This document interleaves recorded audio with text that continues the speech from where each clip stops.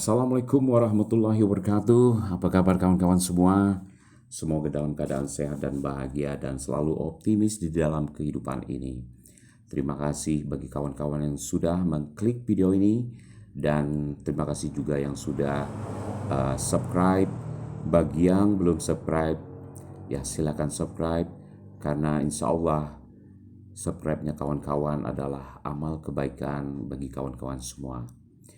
Baik kawan-kawan, kali ini saya akan bercerita tentang perjuangan seorang anak muda yang bernama Joe yang ingin menjadi seorang artis terkenal, artis penyanyi profesional di ibu kota Jakarta. Oke, judulnya adalah Jalan Hidupku. Selamat mendengarkan. Cerita berawal dari sebuah kampung di tahun 80-an di Pulau Belitung. Joe adalah seorang pemuda yang berusia belasan tahun pada saat itu.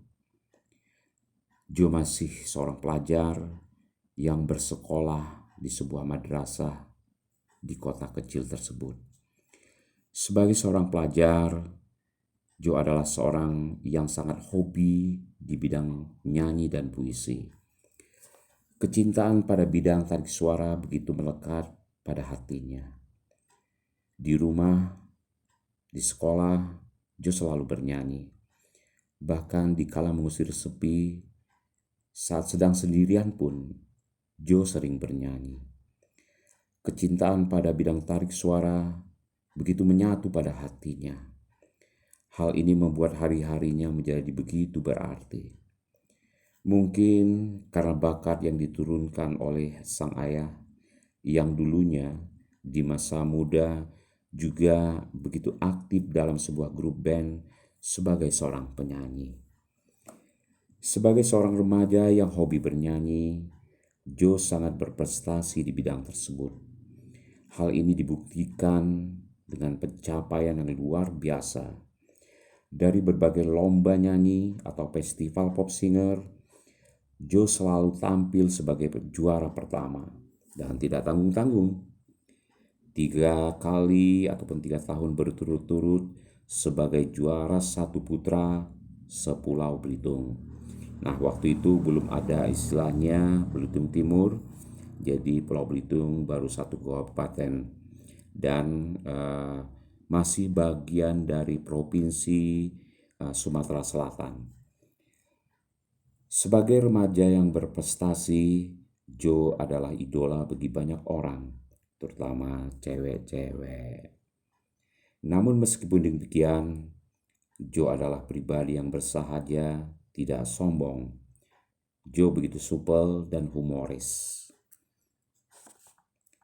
Banyak remaja yang begitu kesemsem, meskipun tidak terlalu ganteng, tetapi Joe sangat mengesankan dan menggemaskan. Joe adalah anak pertama dari 8 bersaudara, dan waktu itu adik-adiknya masih kecil-kecil. Mereka hidup dalam keluarga yang sangat sederhana. Ayah Joe hanyalah seorang karyawan biasa di perusahaan swasta di Pulau Belitung. Penghasilan ayahnya tidaklah seberapa, hanya untuk biaya hidup sehari-hari.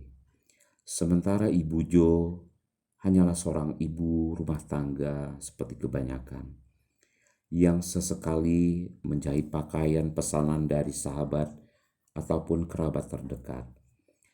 Ya, sekedar untuk tambahan biaya hidup dari hasil upah yang diterima oleh ibu Joe.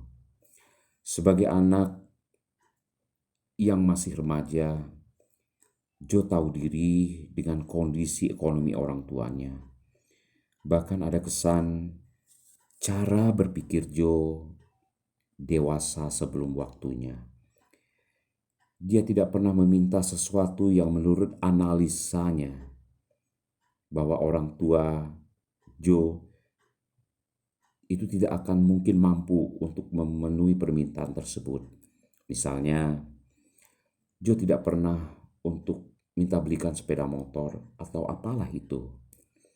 Bahkan Jo juga sudah menyadari bahwa tidak mungkin untuk kuliah saat setelah tamat sekolah nanti. Sebab Jo tahu betul biaya kuliah tidaklah sedikit. Andaikan dipaksakan kuliah, Jo sangat khawatir akan putus di tengah jalan. Jo pesimis dengan kondisi yang ada pada saat itu. Ada gejolak yang membara dalam hati Jo, yaitu keinginan untuk mengadu nasib di kota Jakarta. Dia ingin menjadi seorang penyanyi profesional di kota metropolitan, masuk televisi, menjadi terkenal, dan menjadi artis penyanyi ibu kota. Ya, seperti yang sering dilihatnya pada acara televisi, seperti acara Aneka Ria Safari, dan lain-lain. Waktu itu belum ada TV swasta seperti sekarang ini, dan layar TV pun pada waktu itu masih hitam putih, belum berwarna natural. Jadi waktu itu televisi ataupun TV waktu itu adalah satu-satunya hanya TVRI. Keinginan ke ibu kota tersebut begitu kuat. Hasratnya begitu besar, bukan untuk ambisi pribadi Jo, tetapi dia ingin membahagiakan orang tua dan adik-adiknya. Setidaknya dia ingin kehidupan yang layak, lebih baik dari kondisi ekonomi yang memprihatinkan seperti yang mereka alami pada saat itu. Pada suatu kesempatan, hal ini disampaikan oleh Jo pada ayah dan ibunya. Dengan rasa haru, ayah Jo bertanya, sambil menatap anaknya yang pada saat itu tidak jauh duduk di dekat sang ayah. Ayahnya bertanya, apakah hal tersebut sudah kamu pikirkan, Nak? Hidup di kota besar seperti Jakarta tidaklah mudah. Tantangan begitu berat. Apalagi di Jakarta, Jo tidak punya siapa-siapa. Saudara atau keluarga maupun kerabat terdekat juga tidak ada. Setidaknya untuk persinggahan awal hidup di kota Jakarta. Hal tersebut senada juga dengan pemikiran Ibu Jo. Di sana kamu tinggal sama siapa, Nak? Kalau kamu sakit, siapa yang mengurusmu? Terus untuk biaya hidup, kamu dari mana? Dengan mata berkaca-kaca, Ibu Jo menatap anaknya yang beranjak remaja tersebut. Mendengar pertanyaan-pertanyaan orang tua tersebut, Jo seakan tersadar, membenarkan kemungkinan-kemungkinan yang akan dia hadapi di kota besar nanti. Hari-hari berikutnya, pembicaraan dengan orang tuanya seakan menjadi lamunan tersendiri bagi Jo. Jo berpikir untuk mencari jalan keluar agar dia dapat merantau ke Jakarta tanpa ada rasa khawatir bagi kedua orang tuanya. Pada suatu hari, keberuntungan berpihak pada Jo. Seorang teman dekat mengajaknya ke Jakarta untuk mengadu nasib di kota metropolitan tersebut. Teman tersebut bernama Maui. Nah, Maui lah yang menjelaskan bahwa di Jakarta nanti dia akan berdagang, kemudian apalah itu yang jelas harus berusaha dengan cara yang halal. Dan yang selama ini dilakukan Maui adalah seperti berdagang tas, berdagang sepatu, dan lain-lain. Dan untuk tempat tinggal, nanti mereka akan tinggal di rumah kontrakan yang dulu pernah Maui tinggali. Karena sahabatnya tersebut ternyata sudah sering bolak-balik Jakarta Belitung, Belitung Jakarta. Dari Belitung terkadang Maui membawa sahang ataupun lada eh, ataupun madu pahit yang kemudian dibawa ke Jakarta untuk dijual kepada orang yang menampung barang-barang tersebut. Obrolan dengan sahabatnya Maui telah membesarkan hatinya.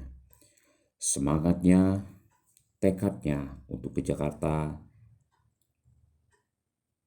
dalam mewujudkan keinginan berjuang di kota metropolitan sangatlah meyakinkan. Hal ini pun disampaikan oleh Joe kepada orang tuanya, bahwa untuk tempat tinggal dan cara bertahan hidup di kota Jakarta sudah ada solusinya. Ayah dan ibu tidak usah khawatir. Singkat cerita, pada hari yang telah ditentukan, maka Joe dan Maui pun memantapkan hati untuk pergi ke Jakarta.